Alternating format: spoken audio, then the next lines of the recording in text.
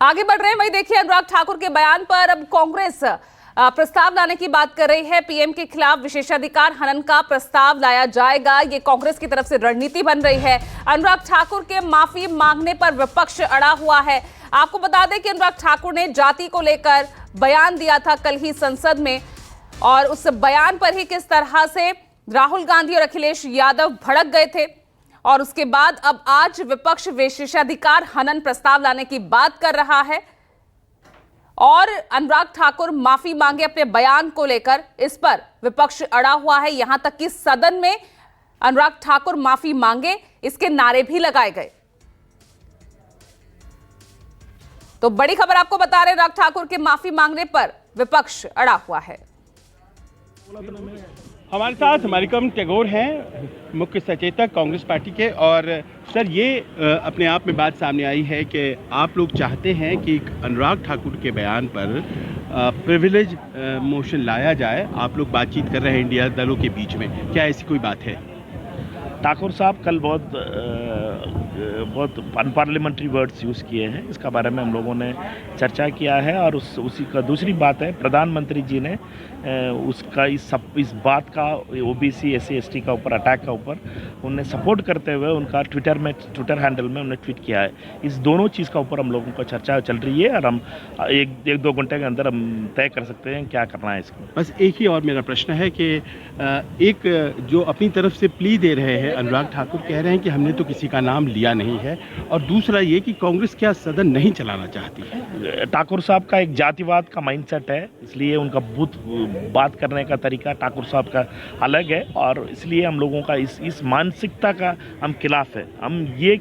इसलिए हम मांग कर रहे हैं उनका माफ़ी, कि मीन्स वो उनका माइंडसेट का और उनका माइंडसेट का कैसे ऐसे जवाब पूछा, किसी का बारे में कोई भी ऐसे जाति पूछने के लिए उनका ये मनुवाद का माइंडसेट है, इसका ऊपर हमारा क्वेश्चन है। राहुल जी ने कहा है माफ़ी नहीं चाहिए। राहुल जी बड़ा नेता है और बहुत डिसेंट तरीके से राजनीति करते हैं, उनका विचार वैसे हो सकती है, बट OBC SC ST जैसे हम जैसे OBC लोगों का इसमें बहुत चोट पहुंचा है, और किसी का साथ भी ऐसे होगा इस देश में, कोई भी दलित SC ST और पिछड़ों के साथ ऐसे अपमान होगा, उसका हम नहीं सहेंगे।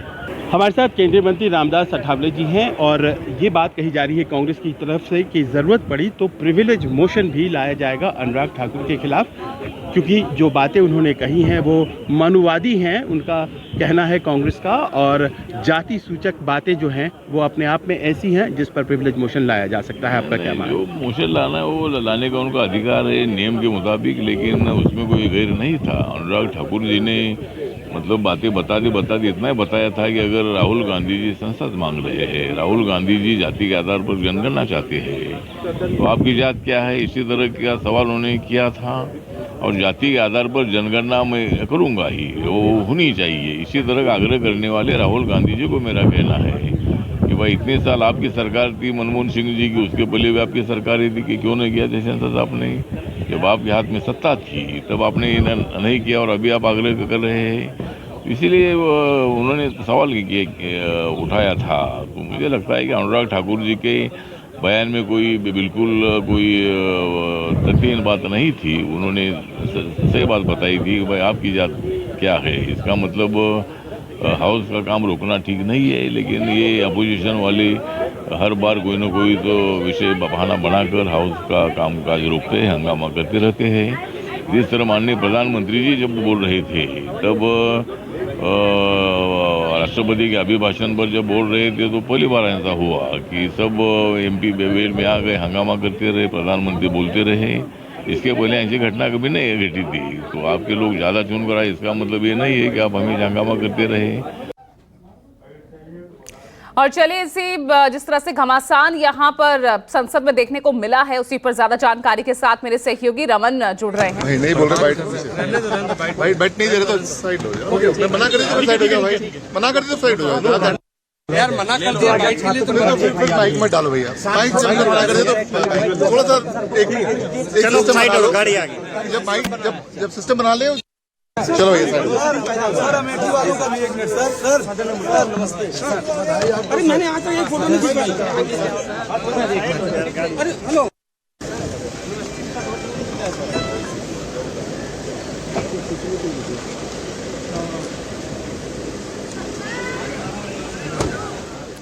रमन कुमार मेरे साथ, मेरे वरिष्ठ सहयोगी जुड़ गए हैं। रमन, जरा समझना चाहेंगे, कल तो बड़ा दिल दिखाते हुए राहुल गांधी कह रहे थे कि मैं माफी मांगने के लिए नहीं बोलूंगा, लेकिन आज सदन में अनुराग ठाकुर माफी मांगे, ये नारे भी लगे, और अब तो कांग्रेस विशेषाधिकार हनन प्रस्ताव लाने की बात कर रही है।